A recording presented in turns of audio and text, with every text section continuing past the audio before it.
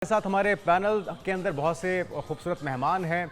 हमारे रिपोर्टर्स भी अहवाल बताएंगे कि कहाँ कहाँ पर किस तरह से ये जश्न आज़ादी की खुशियाँ मनाई जा रही हैं, क्योंकि बच्चे भी खास तौर पे उनका जानना भी ज़रूरी है ना। बहुत एक्साइटमेंट होती है। तो हम अपने नुमाइंदगान से भी अहवाल जानेंगे कि इस वक्त कहाँ पर क्या जश्न मनाया जा रहा है, किस तरह की तैयारियाँ हैं।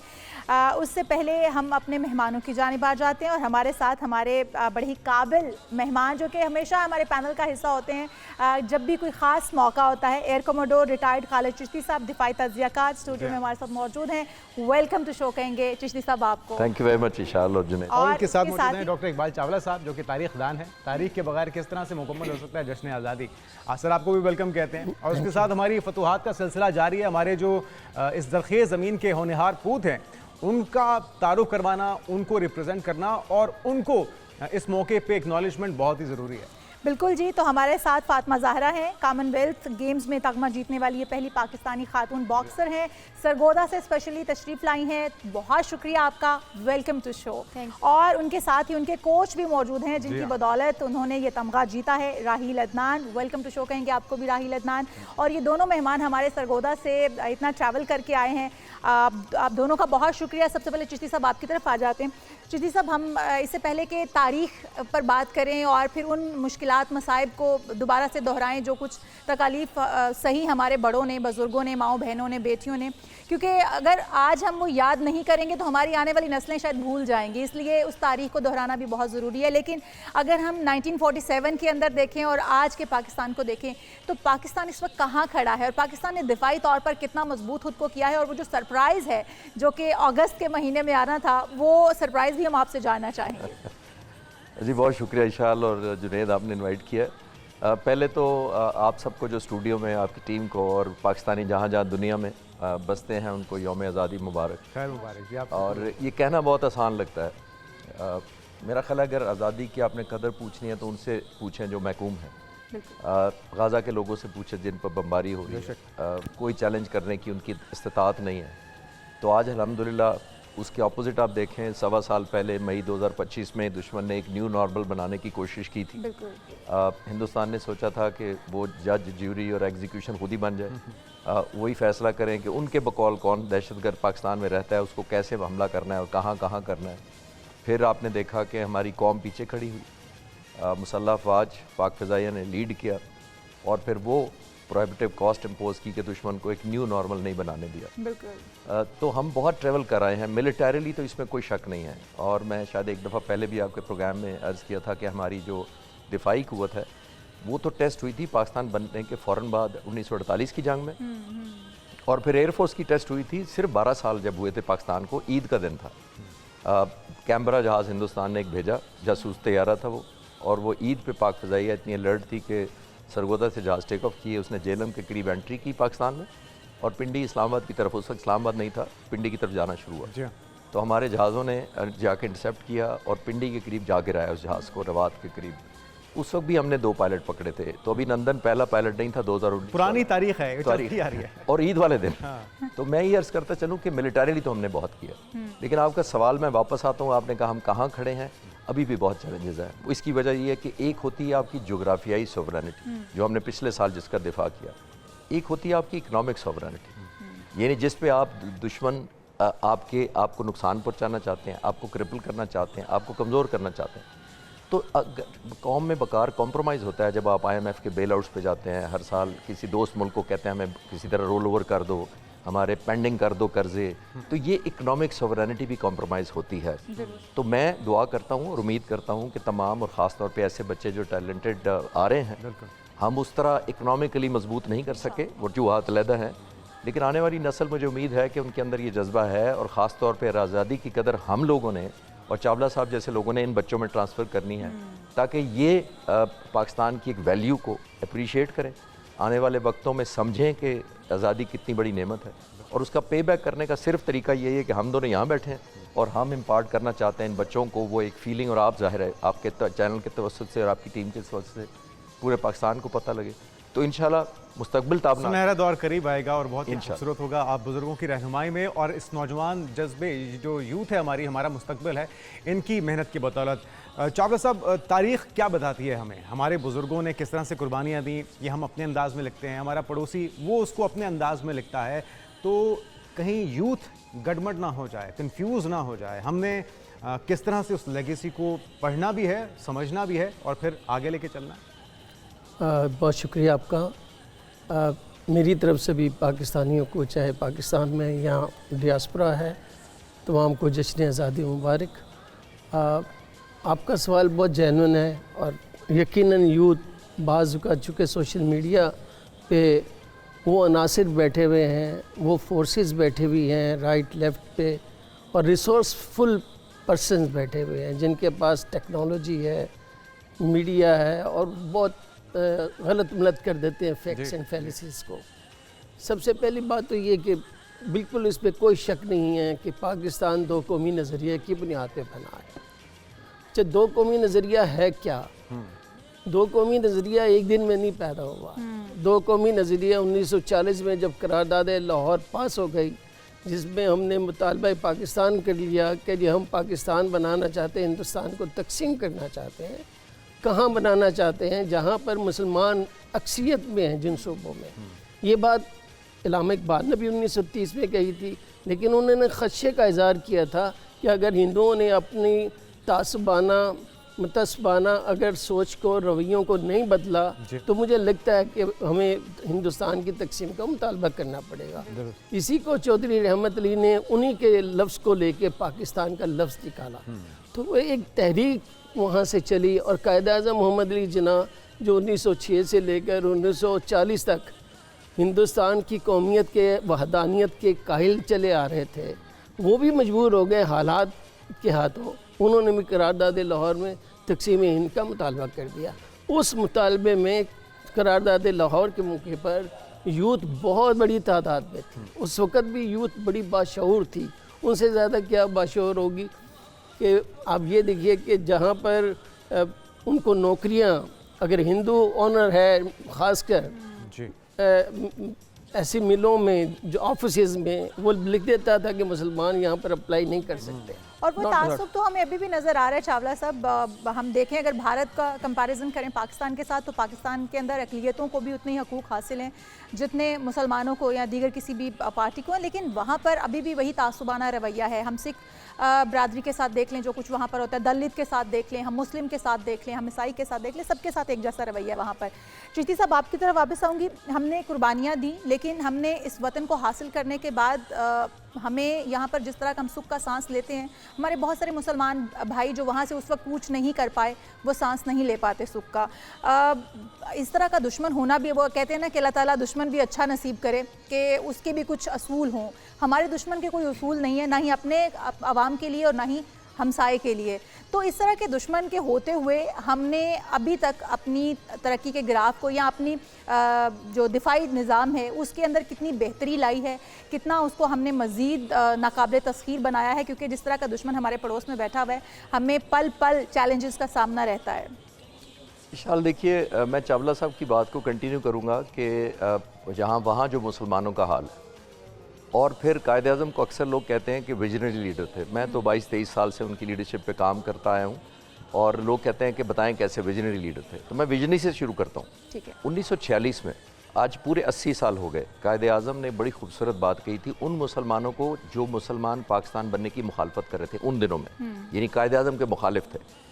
आप ज़रा विजुलाइज़ करें विजन क्या होता है, और आज 80 साल बाद देखें पूरी हुई उनकी बात के नहीं। कायद-ए-आज़म ने कहा था उन मुसलमानों को बात खिताब करते हुए कि जो लोग पाकिस्तान बनने की मुखालफत कर रहे हैं, उनकी आने वाली नस्लें हिंदुस्तान से अपनी लॉयल्टी साबित करने में गुजारेंगी। और आज वो साबित हो रहा है। आप देख लें उनकी सेलिब्रिटीज़, शाहरुख खान और ये नसीरुद्दीन शाह, मतलब क्या हो रहा है वहाँ पे। तो देखें कितनी सही बात साबित हुई। पहली बात तो ये। दूसरा, आपने कहा कि नाकाबिल तस्खीर अल्हम्दुलिल्लाह एक ऐसा चैलेंजिंग दुश्मन होना इन ए वे ब्लेसिंग भी होती है। आपको कॉम्प्लेसेंट नहीं होने देता, आपको अलर्ट रहना पड़ता है, आपको खुद इंसारी करनी पड़ती है। हमने किया, आप तारीख का हिस्सा बन चुके हैं। हमारे JF-17 थंडर हिंदुस्तान से तेजास 40 साल में 40 बने, हमने 200 बनाए 30 साल में। तो ये एक लॉन्ग हिस्ट्री, स्ट्रगल, सर्वाइवल, और एक रेलेवेंस और इन्फ्लुएंस रखने की दास्तान है। लेकिन हैविंग सेड दैट, एक बात मैं ज़रूर कहता चलूँ, कायद-ए-आज़म के बारे में बड़ा नेगेटिव प्रोपेगेंडा किया जाता है कि कायद-ए-आज़म ने कहा था कि मैंने गलती की पाकिस्तान बना के, मैंने ये किया, इस तरह की नेगेटिव बातें की जाती हैं। मैंने बड़ी तहकीक की, इस पर कोई ऐसी बात नहीं है। मैं नई नस्ल के लिए बता रहा हूँ। कायद-ए-आज़म के डॉक्टर कर्नल लाई बख्श आखिरी वक्त तक उनके साथ थे। कायद-ए-आज़म से उन्होंने कहते हैं, मैंने आखिरी वक्त पूछा कि आपको कोई रिग्रेट है, क्योंकि ज़िंदगी ख़त्म हो रही थी। तो कायद-ए-आज़म ने कहा था कि मुझे ज़िंदगी में कोई रिग्रेट नहीं है सिवाय एक के, कि जिन गरीब मुल्कों के लिए, गरीब लोगों के लिए मैंने ये मुल्क बनाया था, अल्लाह ने मुझे उनकी खिदमत या उनकी हालत बेहतर करने की मोहलत नहीं दी। एक रिग्रेट। तो मैं 80 साल बाद या 79 ईयर्स के बाद सोचता हूँ कि आया कायद-ए-आज़म अभी रिग्रेट में ही होंगे कि उन गरीब लोगों का, उनका जो फ़र्क है हमारे हैव नॉट का, इक्वल अपॉर्चुनिटीज़ का, इंसाफ की आपने भी बात की, ग्रोथ की बात की, एजुकेशन की बात की, तो आया फ़र्क हम मिटा पाए हैं? और जो कायद-ए-आज़म जिसके लिए पाकिस्तान में, तो ये नहीं था कि लोग कहते हैं इस्लाम के नाम पे बना था पाकिस्तान, मैं मानता हूँ, लेकिन जब मैं बच्चों से पूछता हूँ साबित करो कि इस्लाम के नाम पे क्या मतलब, आया उस वक्त हज नहीं करते थे लोग, आया नमाज नहीं पढ़ते थे। वो अपनी जगह है। जो मुसलमान होने की वजह से, जो चावला साहब ने कहा, आपको अपॉर्चुनिटीज़ डिप्राइव की जाती थी आपको, यानी क्योंकि आप मुसलमान हैं तो आपको ये अपॉर्चुनिटी नहीं मिलेगी, क्योंकि आप मुसलमान हैं। मैं अक्सर लोगों को कहता हूँ, मैं पाकिस्तान में सर्व किया एज ए फाइटर पायलट 35 साल, मैंने 3000 घंटे उड़ाए, प्रेसिडेंट की तरफ से सितारा इम्तियाज़ सितारे बसालत मिला, तो ये मैं हिंदुस्तान में कर सकता था। मैं शायद फाइटर जहाज़ के करीब भी ना जाता उस तरीके से, जिस तरह मैं, अगर मैं अपॉर्चुनिटीज़ की बात, जिस बैकग्राउंड से मैं आया यहाँ तक अल्हम्दुलिल्लाह, जो सिर्फ इस मुल्क की, अल्लाह ताला के बाद कायद-ए-आज़म और सबसे बढ़कर इस मुल्क की। अरे वाह। और यही सेलिब्रेशन है, इसी चीज़ का जज्बा है, और इस जज्बे को जगाए रखना है हमने। ये तजदीद अहद का दिन भी होता है कि किन कुर्बानियों से इस मुल्क को हासिल किया गया है। हमारे साथ कुछ जो बच्ची हमारे साथ ख़ास तौर पे आई हैं, कॉमनवेल्थ गेम्स के अंदर उन्होंने तमगा जीता है, खातून बॉक्सर हैं फातिमा, बहुत बहुत मुबारक हो। एक तो आपने शानदार कामयाबी हासिल की। आपके कोच से भी पूछेंगे कि उन्होंने कितनी मेहनत की आपके ऊपर। पहले आप बताइए कि कितनी उम्र से आपने आगाज़ किया, और ये शौक़ जो लड़ने झगड़ने वाला, ये भाइयों के साथ लड़ के सीखा या फिर किसी को देख के मोटिवेट हुए आप? मेरा जो स्टार्ट है बॉक्सिंग का वो 16 साल की उम्र में हुआ था, और जो बॉक्सिंग करने से पहले मुझे बॉक्सिंग के बारे में कुछ भी नहीं पता था। तो मैं तो वैसे ही बॉक्सिंग में गई थी। जो हमारे कोच हैं, ये पंजाब की टीम तैयार कर रहे थे, तो जो है हमारी अलग अलग वेट कैटेगरीज होती हैं, तो जो मेरा वेट था वो भी उस लिहाज से था, तो इस वजह से मैंने बॉक्सिंग स्टार्ट की थी। और जो है वो अवेयरनेस की कमी की वजह से मेरी फैमिली को भी बहुत कुछ फेस करना पड़ा। तो दरमियान में इस तरह हुआ था कि मेरी फैमिली भी बहुत ज़्यादा जो है इस चीज़ से परेशान हो गई थी, वो इसके खिलाफ थे, और मुझे बॉक्सिंग छोड़नी पड़ गई थी। अच्छा। तो 1 साल 6 महीने मैंने बॉक्सिंग नहीं की, मगर उसके बाद जब मैंने कम बैक किया, मैंने 1 हफ्ते की ट्रेनिंग के बाद जो है हमारी सीनियर कैटेगरी में नेशनल चैम्पियनशिप हुई थी, तो मैंने उसमें गोल्ड मेडल हासिल किया। तो अभी उसके साथ मैं जो बहुत ज़्यादा मैंने गोल्ड मेडल हासिल कर लिया, मैं पाकिस्तान में अनबीटन हूँ। और जो इंटरनेशनल लेवल पे भी मैंने अपने जो है मुल्क के नुमाइंदगी किया बहुत ज़्यादा इवेंट्स में। इसके जो कॉमनवेल्थ के अलावा भी जो है इस्लामिक सॉलिडिटी गेम्स हैं, इसमें भी मैंने पाकिस्तान के लिए मेडल हासिल किया था, ब्रॉन्ज मेडल हासिल किया था, और वो भी हिस्ट्री का पहला मेडल था। ज़बरदस्त। तो अब फातिमा, जो पहले मुखालफत करते थे फैमिली वाले या पेरेंट्स उस तरह से परमिशन नहीं देते थे, लेकिन अब तो वो आप पे प्राउड फील करते होंगे कि हमारी बेटी माशाल्लाह से पाकिस्तान का नाम भी रोशन कर रही है, पेरेंट्स का नाम भी रोशन कर रही है। आपकी और कितनी फतूहात हैं, कितनी कामयाबियाँ आपने समेटी हैं, उस पर बात करते हो। आपके कोच की तरफ आ जाऊँगी। आप किस तरह से राहील कोचिंग कर रहे थे, और क्या कुछ आपके जहन में चल रहा था कि किस तरह से हमने बच्चों को तैयार करना है ताकि बच्चे वहाँ पर जाके कम्पीट कर सकें? क्योंकि जितने ममालिक के वहाँ पर बच्चे होंगे, जाहिर है सारे ही बड़े ही होनहार होंगे या बड़े ही ट्रेंड बच्चे आते होंगे। तो आपने क्या कुछ चैलेंजेस रहे आपको फातिमा को सिखाने में? जब मैंने अपना बॉक्सिंग खेलने का करियर ख़त्म किया तो मुझ में कुछ बहुत सारी कमियां रह गई थी जो मैं नहीं कर सका। तो मैं चाहता था कि मैं कुछ ऐसा पैदा करूं जो मैं नहीं कर सका वो ये कर पाए। तो मैंने उसमें मेहनत की, बच्चों को इकट्ठा किया। तो माशाल्लाह ये बच्चे बहुत मेहनती थे, ख़ासकर फातिमा ज़रा बहुत हार्ड वर्क करती, इतनी मेहनती है कि इसने लास्ट ईद वाले दिन भी ट्रेनिंग की है मेरे पास इसने। ज़बरदस्त। तो उसे अल्लाह ने फल दिया, और इस्लामिक गेम्स में भी इसका ब्रॉन्ज मेडल आ गया, और कॉमनवेल्थ गेम में ये पाकिस्तान की पहली खातून है जिन्होंने मेडल लिया माशाल्लाह। तो हम देख रहे हैं कि बॉक्सिंग का मैदान हो या फिर वेट लिफ्टिंग हो, अभी जिस तरह से अरशद उद्दीन ने भी पाकिस्तान को बड़ा खुशी दी है, पाकिस्तानियों को। पोटेंशियल कितना है बॉक्सिंग के मैदान में टैलेंट? क्योंकि हम उधर कराची में लियारी की तरफ भी देखते हैं कि बहुत बच्चे पैशन है उनके अंदर। पाकिस्तान में बहुत ज़्यादा पोटेंशियल है, इतना टैलेंट है कि आप सोच नहीं सकते, और मेहनती लोग हैं।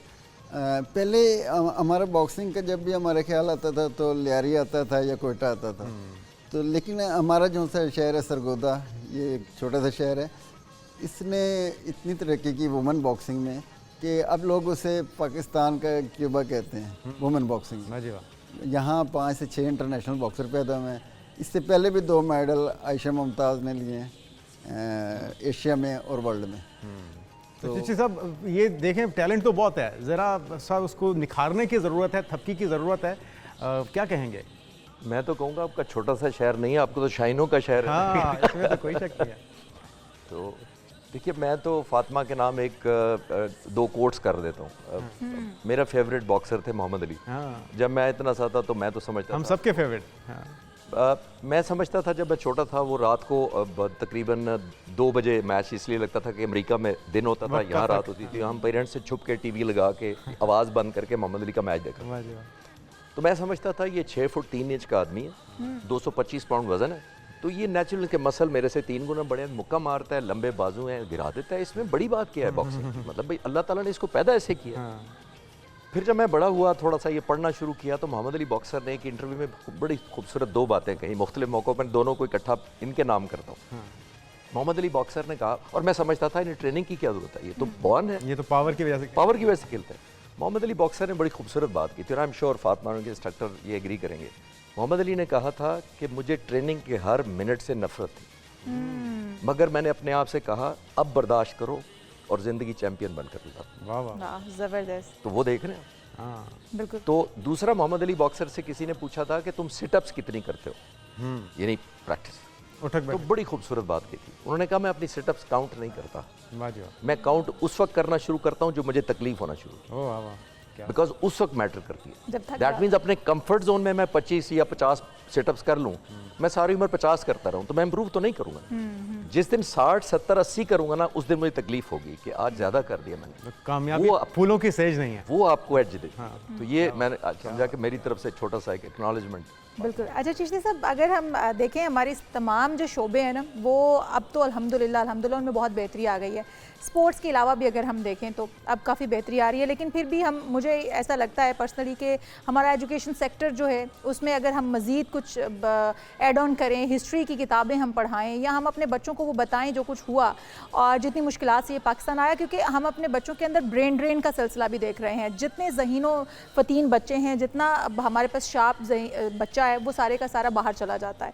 तो हम अपने बच्चों को यहाँ पर रोक कर रख सके, क्योंकि आपने कहा कि ये हमारा फ्यूचर है और इन्होंने ही हमने इन तक वो लेगेसी ट्रांसफ़र करनी, इन्होंने आगे लेकर चलनी है। अगर ये बच्चे जो ज़हीनो फ़तीन बच्चे जो हमारा सरमाया है, अगर यही मुल्क छोड़कर चले जाएंगे, तो हम क्या अपने एजुकेशन सिस्टम के अंदर तब्दीलियाँ लाएँ कि हम इनको यहाँ रोक पाएँ और ये हमारे मुल्क की किस्मत को मज़ीद संवार सकें, अपना किरदार अदा कर सकें? देखिए, मैं यूनिवर्सिटियों में भी 1-2 में पढ़ाता हूँ, इंक्लूडिंग लम्स।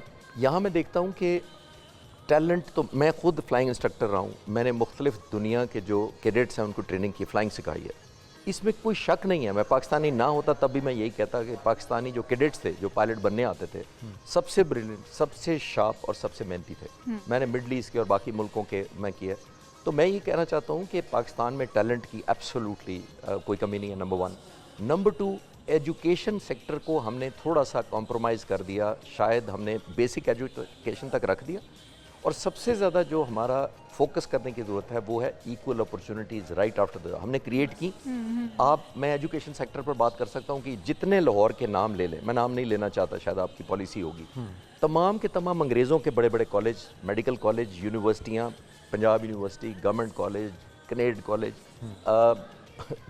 लेते जाए नाम, ये तमाम के तमाम, किंग एडवर्ड मेडिकल कॉलेज, ये तमाम बनाए गए थे अंग्रेज़ों ने।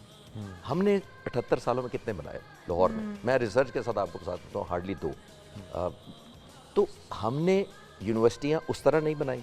पॉपुलेशन कहाँ चली गई हमारी जब हम इंडिपेंडेंट हुए थे, आप ज़रा विजुलाइज़ करें, जब इंडिपेंडेंट यहाँ 3 करोड़ थी आबादी, 3.5 करोड़ ईस्ट पाकिस्तान की, आज हम 25 करोड़ है। बांग्लादेश जो हमसे अलहदा हुआ था उसकी हमारे से पॉपुलेशन ज़्यादा थी, आज उसकी 18 करोड़ है, हम 25 करोड़ हैं ऑलमोस्ट। तो हमने इक्वल अपॉर्चुनिटीज़ पैदा की। और जब बच्चों को इक्वल अपॉर्चुनिटीज़ नहीं मिलेंगी तो या वो कॉम्प्रोमाइज़ करेंगे कि एक डिग्री लेके वो कहेगा मुझे क्लर्क रख लो, मैं बाइक ही चला लेता हूँ, मैं एक राइडर होम डिलीवरी कर देता हूँ, तो फिर वो निकलना। चिश्ती साहब, अगर हम देखें तो आपने कैडेट कॉलेजेस की बात की है, कैडेट स्कूल्स की बात की है, उनका लेवल और जो आम स्कूल का लेवल है वो एक नहीं हो सकता, तो अपॉर्चुनिटीज़ तो इक्वली डिवाइड नहीं हो पा रही है। मैं खुद अगर पर्सनली ये सोचूं तो मैं ये चाहूँगी कि मैं कैडेट कॉलेज की स्टूडेंट बनूं, क्योंकि एक डिसिप्लिन सिखाया जाता है, एक बच्चे के अंदर मैच्योरिटी, उसका कॉन्फिडेंस जितना बिल्ड हो जाता है वहाँ पर जाके, वो आम नॉर्मल बच्चों को तो आप उस लेवल पर नहीं लेके जा सकते। तो नहीं समझते कि हमें तमाम ही स्कूल कॉलेजेस को उस लेवल पर लेकर जाना है ताकि हर बच्चा कैडेट जैसा ही बना पाए हम या बिहेव कर पाए। एग्जैक्टली आप कह रही हैं डिसिप्लिन पॉइंट ऑफ व्यू से, इसमें तो कोई शक नहीं। ज़ाहिर है लोग नहीं पसंद करेंगे कि मैं खुद मिलिट्री या एयरफोर्स में रहा तो मैं चाहता हूँ सारे मिलिट्री बन जाए यहाँ पे, ऐसा नहीं मैं चाह रहा। मैं ये कह रहा हूँ कि हम वो पैशन, वो एक अर्जेंसी, वो ट्रिगर क्यों नहीं कर पाए। बच्चों में क्यों होपलेसनेस है। आज एक बच्चे से यूनिवर्सिटी में चले जाएं, पूछे 5 साल बाद अपने आप को कहाँ देखते हो, 70% बच्चे कहते हैं अभी सोचा नहीं, डिपेंड करेगा, देखेंगे। देखिए शाल, हमारी बॉडी के अंदर अगर आपने रेस भी लगानी है 100 मीटर, यहाँ से शुरू होती है रेस। एग्जैक्टली आपका ब्रेन केमिकल देता है बॉडी को कि भागो। खुदा ना खास्ता आपके घर में कोई इमरजेंसी हो जाए, कोई मारना चाहे आपको, जिस स्पीड पे आप भागते हैं यहाँ से रेडिएट होती है पहले। तो बच्चों को जब यही नहीं पता, मैं कल एक यूनिवर्सिटी में था, मैंने बच्चों से पूछा 5 साल बाद कहाँ देखते हो, तो कुछ बच्चों ने कहा नहीं पता। मैंने कहा कभी यूनिवर्सिटी लेवल किसी बस स्टैंड पे जाके किसी गलत बस में बैठे हो बगैर पूछे कभी कि मुल्तान जा रही है कि इस्लामाबाद जा रही है, 4 घंटे का सफ़र है, मुल्तान और इस्लामाबाद पहले पूछते हो ना। तो अगर एक बस का 4 घंटे का भी आप ज़ाया नहीं करना चाहते तो ज़िंदगी कैसे ज़ाया कर रहे हो। और जहन साजी की ज़रूरत है। बिल्कुल चावला साहब, जहन साजी किस तरह से की जाए। इतना ताबनाक, इतना शानदार माजी होने के बावजूद, हमारी तारीख होने के बावजूद, इतने कौमी हीरोज़ होने के बावजूद, अपनी यूथ को हम ये बावर या सही तरह से वो मैसेज क्यों नहीं कन्वे कर पा रहे। आज तक कल तो डिजिटल का दौर है, AI का दौर है, तो किस तरह से इसको मर्ज किया जाए, खूबसूरत अंदाज में प्रेजेंट किया जाए। देखिए, ज़ाहिर है हमारे यहाँ education, primary school, high school, colleges, then universities, हर सतह पर बच्चे को मुख्तलिफ उसाज़ा से पढ़ना पड़ता है। उससे पहले उसे माँ बाप से तरबियत मिलती है, ज़हन साजी वहाँ से शुरू होती है। हमें बच्चे को बताना नहीं पड़ता है कि इंडिया पाकिस्तान मैच है, आप जोश जज्बा दिखा, वो खुद ही दिखा रहा होता है। उसकी वजह उनके रवैयों से पता चलता है। अच्छा, दूसरी तरफ जब चिश्ती साहब फरमा रहे हैं कि जब हम जाते हैं यूथ की तरफ जाते हैं, उनके यहाँ एक डिसअपॉइंटमेंट्स ज़रूर है। बहुत अरसे से हमारे यहाँ इन्फ्लेशन है, अनएम्प्लॉयमेंट है, रिसोर्सेज की कमी है। हम पहले दिन से ही, अभी पैदा ही नहीं हुआ था पाकिस्तान तो 48 में मसला कश्मीर बन गया, पानी का मसला बन गया, महाजरीन की आमद शुरू हो गई और कत्ल गारत शुरू हो गया। तो हमारे जो चैलेंजेस इतने ज़्यादा हुए, आज तक हम उसको निपटने में लगे हुए हैं, लेकिन अल्हम्दुलिल्लाह हम सरवाइव कर रहे हैं, बाइज़्ज़त तरीके से सरवाइव कर रहे हैं और आगे भी बढ़ रहे हैं, ग्रो कर रहे हैं। मसलन मैं पिछले साल 14 अगस्त में जब आया, शर्त यहाँ था कि और चैनल्स में भी, तो हमारे लिए एक काबिल फ़ख्र था मई का वाक़या, जो कि आज भी वो तारीख़ का एक हिस्सा बन गया है। लेकिन उसके बाद देखिए हम कितना आगे बढ़ गए हैं। दो दिन पहले हमने डिफेंस पे कर लिया है, पहले सऊदी अरेबिया से किया था, अब टर्की से किया है, अब हम एक मिडिल पावर से हम सुपर पावर की तरफ गामजन हैं।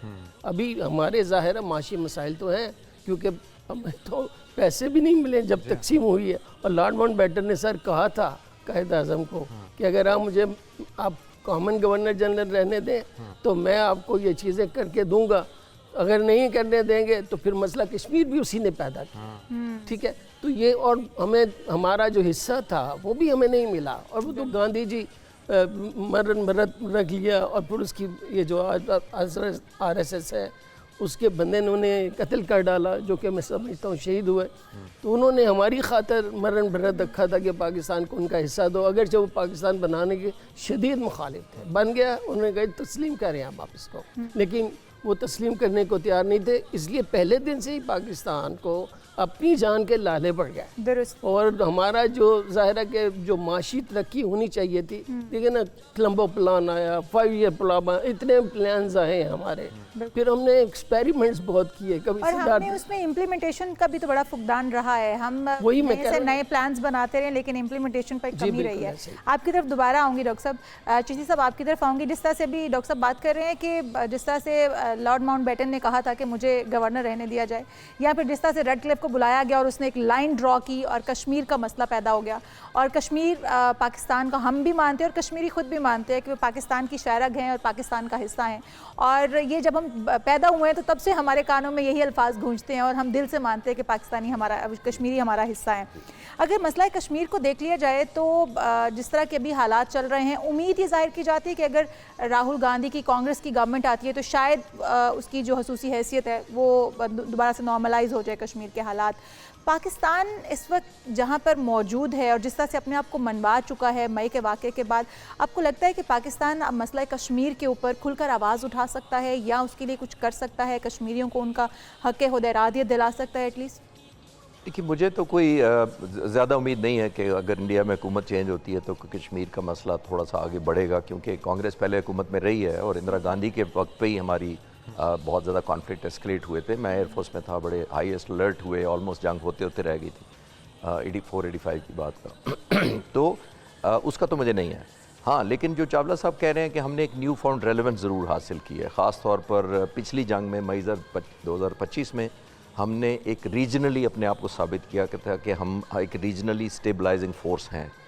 आपको दुनिया को बता दिया था कि आपके पास चॉइस नहीं है। अगर आप साउथ एशिया की बात करते हैं तो पाकिस्तान एक अहम फैक्टर है, वो पिछले साल हमने किया। इस 13 महीनों के अंदर हमने ये साबित किया दुनिया को कि हम ना सिर्फ पीस लविंग हैं बल्कि की पीस कंट्रीब्यूटिंग सबसे बड़े important and most trusted reliable contributor हैं। जंग जब ईरान और अमेरिका की जंग हुई है तो वो हमारी एक एंकर है।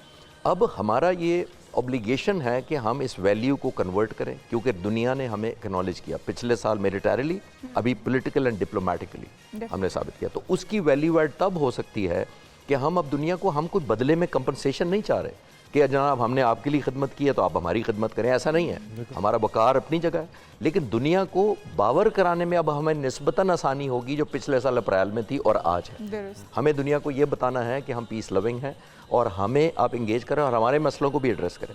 और आई एम श्योर दुनिया की इंटरेस्ट हमारे खिलाफ भी बहुत है। बाय द वे, एक न्यूक्लियर पावर है, दुनिया हमें ग्रो नहीं करता, वो चाहते हैं हम चैलेंजिंग सिचुएशन में रहें, इकोनॉमिक क्राइसिस में अपने उन्हीं के डे टू डे फाइटिंग करें। तो वो बहुत सारे मुल्क ऐसे जो रीजन में पॉसिबली और ट्रांस रीजनल भी हैं जो नहीं चाहेंगे कि स्टेबिलिटी आए पाकिस्तान में, लेकिन क्योंकि हमने बहुत ज़्यादा सिग्निफिकेंट ह्यूमैनिटी के लिए कंट्रीब्यूट किया है, जानों का नुकसान हो रहा था। देखिए, मैं आपको मिसाल देता हूँ, यूक्रेन और रूस की जंग 5 साल से ऊपर हो गए, दुनिया को शायद परवाह भी नहीं थी कि कहाँ हो रही है, नक्शा पे भी नहीं याद होगा। यहाँ हुई 8 बिलियन जो दुनिया की पॉपुलेशन है, एक एक शख्स कोई ऐसा नहीं बचा जो इस जंग से इफेक्ट ना हुआ। यानी 8 बिलियन लोगों के लिए हमने काम किया, मैं कहना ये चाह रहा हूँ, कंट्रीब्यूट किया। तो आई थिंक हमें डिप्लोमेटिकली एक अग्रेसिव कैंपेन करनी चाहिए, एक ऑल आउट जाना चाहिए बाय टेलिंग कि आप हमारे मसलों को भी आप देखें, आप वही फार्मूला हमारे पे भी लगाएं। अगर आप टेरर, वॉर, इंस्टेबिलिटी, इनसिक्योरिटी, खौफ, इससे हम छुड़ा सकते हैं दुनिया की जान, तो आप हमारी भी उनका भी फर्ज खास तौर पर जो बड़े मुल्क हैं। और एक बेहतरीन टाइमिंग भी है क्योंकि इस वक्त ये मामला हाईलाइट भी है और गज़ा मॉडल जिस तरह से हम जानते हैं वही आइडियोलॉजी, वही मॉडल, वही मज़ालिम इस वक्त ढाए जा रहे हैं कश्मीरियों के ऊपर भी। तो उम्मीद करते हैं पाकिस्तान की इस सलाहियत और जुर्रत और जो पाकिस्तान की मसालियत का किरदार है उसको जिस तरह से एक्नॉलेज किया जा रहा है, पाकिस्तान की तरक्की का, पाकिस्तान की खुशहाली का वक्त हुआ चाहता है और इसके लिए हम सबको कंट्रीब्यूट करना होगा। Thank you so much. एक कमोडोर रिटायर्ड खालिद चिश्ती साहब हमारे साथ मौजूद थे। नाज़रीन, एक ब्रेक लेते हैं, बाकी मेहमान हमारे साथ होंगे।